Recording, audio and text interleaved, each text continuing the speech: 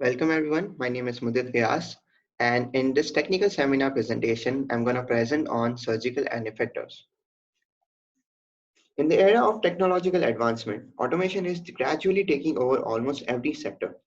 Robots plays important revolutionary role in the development of various sectors. One of the significant part in the robot is the end effector. The end effector is the device at the end of the robotic arm designed to interact with the environment.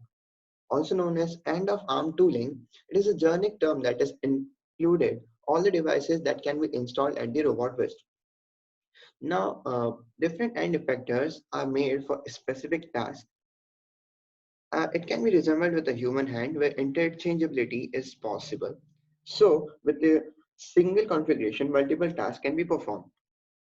Now, experimentally invented by the mechanical engineers of Stanford University in 1969, since then it has gone with many research and development, and different designs came up according to the shape, size, and dimension of the workpiece and the purpose of operation to be performed. Now, end effectors are classified on the basis of robotic prehension and initial application. When referring to robotic prehension, these are the following general categories. The first category being impactive, in which end effectors are in a direct contact with the object, with with the physically grasping using jaws and claws, and they directly apply the force on the end effectors. The other classification with ingressive end effectors, if there is need of penetration in the surface of the object, pens, needles, or hackers are used as an end effectors. They are generally used in textile, carbon, and glass fiber handling. The next end effector classification is restrictive.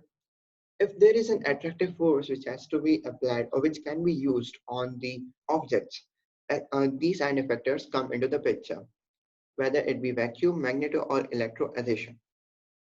The next category is conjugative end effectors, which requires the direct contact for adhesion to take place, such as glue, surface tension, or freezing. Now, based on industrial application, end effectors are classified as follows. The most a popular classification being the grippers, which can be seen in almost every part of the development sector, whether it be earth movers or whether it be manufacturing process, grippers can be easily seen in the work. These are the these are available in the different um, design, and factors, and the different giving methods and actuation styles. The other category being force torque sensors, not only force torque sensors, other sensors also like temperature sensors and proximity sensors also falls under this category. Now, force torque sensors are installed on the robots, and their specific task is to measure the force applied on a part through the tool in all the six directions, that that is XYZ direction, and the rotational axis along them. Now, one of the major use of the robots is in manufacturing industries, and the end effectors are basically the material removal tools, which includes cutting, drilling, and deburring tools installed as robotic tools. Now, one of the key fabrication process, that is welding, is carried out in the controlled, sophisticated, and optimized manner. Welding torches have been very effective and very efficient end effectors in this process. Some torches also come up with a wire feeder for even better control of the process. Now let's talk about the basic design of the end effectors. It's very important for us to know that how end effectors are designed to carry out a specific task. Now talking about the grippers, grippers consist of fingers, fingertip with grasping surface, an actuation method, and the frame. Now the dimensions and the threshold of the design considerations depends on the application of the grippers. They have sometimes an additional mechanisms to accommodate more degrees of freedom also. The basic design criteria used for the end grippers is the dimensions it can allow and the weight it has to carry using the friction force applied by the grasping mechanism. Talking about the vacuum cups, which are used to hold the objects which have comparatively larger surface area, flat and smooth surfaces. Now, the suction cups, which are used for the vacuum cups, are also selected based on the coefficient of friction between the cups and the surfaces. Talking about the magnetic grippers, they are very convenient to hold the ferrous materials. Now, they allow the large range of the objects to hold because of the dimensions it can carry, shapes, and weight of the part. Now, these are some of the basic factors in the selection of the end grippers. The major factors being actuation method, power and signal transmission, positioning problems, gripping force, and fabrication material.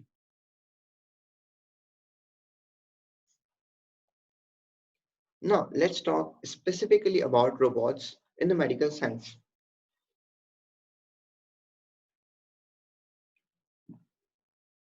Robots have been helping hands in the medical field.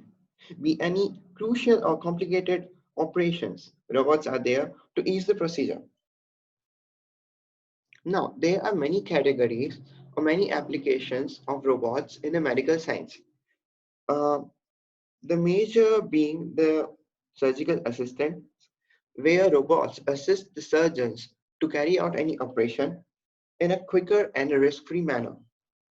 The next application will telepresence, where the remote surgeries or treatment happens using the robots. Rehabilitation robots have brought positive changes mentally and physically in the patients in regaining their strength. Also, medical transmission robots have also helped to carry out the medical equipments, medical supplies, including the medication also.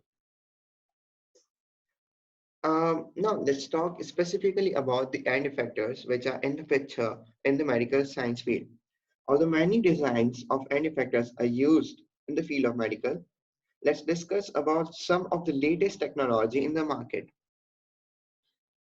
Let's talk about the end effectors with redundant closing mechanism. Now, one thing which is common in most of the end effectors used in the medical science are the two jaws which are controlled by the drive motors. The job of the jaws is to hold the tissues during the operation. Now, in this end effector with a redundant closing mechanism, it's provided us with a minimum invasive surgical applications. Now, let's talk briefly about the design. As we see in the design, there is an articulated jaw, which is controlled using the cable actuation mechanism. This jaw is responsible to provide a fast response and a low force, which helps in the easy grasping and handling of the tissues. Then other arm or the other jaw is actuated and controlled using lead screw couple, with the camshaft provides a high clamping force, about 20 newtons more than the articulated jaw, and it also provides a large working range of a movable jaw. As you can see, the both jaws are coupled on a common pivot pin, reducing the complexity of the design. Both of the actuation mechanism is controlled by the cable, and the cable are further controlled by the driving motors. The driving motors can be controlled using the control panel. This separate actuation mechanism for each jaw has helped us with a large range of operations and also deliver different forces according to the requirements during operation. Let's talk about the another design popular in the market, that is two-piece end effector for robotic surgical tools. The term two-piece is used because two pieces, one is the driving mechanism and other is the operation or the surgical task carrying mechanism is being used. Now, let's talk about the driving mechanism first. The driving mechanism consists of small servo motors and pulleys to provide the tension in the cable loops. The cable loops are further connected to the another piece, that is the surgical task carrying mechanism, and the force is transmitted using these cables. As you can see that the main shaft is coupled with the servo motors and the shafts, and the cables are responsible to provide the force transmission or power transmission. Let's talk about the detail the first part of the first piece of this surgical tool, that is being the surgical task performing piece. Now, if we see the exploded view of the end effector, we have uh, we have the jaws, which have a specific profile to hold even the smallest tissues possible. Then we have driving hub, which acts as a lever to provide the force transmission. We have washers over here and the prongs, which are responsible to hold the assembly on the place. All the parts are being pinned using a pin on the clevis. The clevis is further connected to the driving mechanism, that is the second piece of this effector. Now let's talk about one of the most recent used mechanism or the tool in the industry, that is robotically controlled cable-based surgical end effectors. Now, one of the very keen uh, part in this is surgical stapler, as you can see on the screen. Now, the surgical stapler has been very helpful for the surgeons to operate the end effectors or to operate these robots, as they can control it in a very precise manner. As you can see, the surgical stapler is connected to the shaft, which is further connected to the end effector here. Now let's talk about the two jaw end effector. They have a clipping mechanism over here to hold the tissues firmly on one place. Now let's talk about the exploded view or the assembly of this stapler. This stapler has a closing trigger with the tooth on the rounder part. They have a hook which is incorporated with a button. They have a gear which is meshed with the triggers, and this meshed and which acts as a pinion for the rack, which is further connected to the shaft of uh, the shaft. And the shaft is housed with the use of spring and a holder along with the stapler.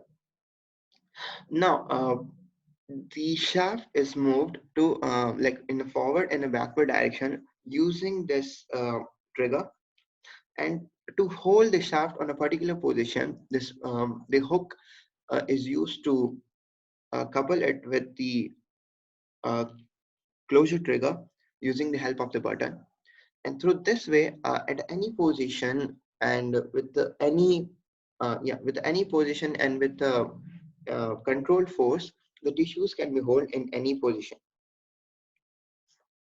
Now, this is the assembled view of the surgical stapler. Um, yeah. Now, the another attachment to this and effector being the mechanical advantage, which provides the rotational and the longitudinal movement along the axis. As you can see in the design, it is basically a uh, gear-based design. You can see there are two orientations of gears. The gears placed perpendicular to the shaft, to the main shaft, provides the rotational. No, they provides the different length adjustment or different positioning adjustment along the axis, while those whose shafts are parallel to the main shaft provide the rotational um, degree of freedom to the end effectors, increasing the range of the working area of the end effector. Thank you very much for viewing this technical seminar. I hope you like it.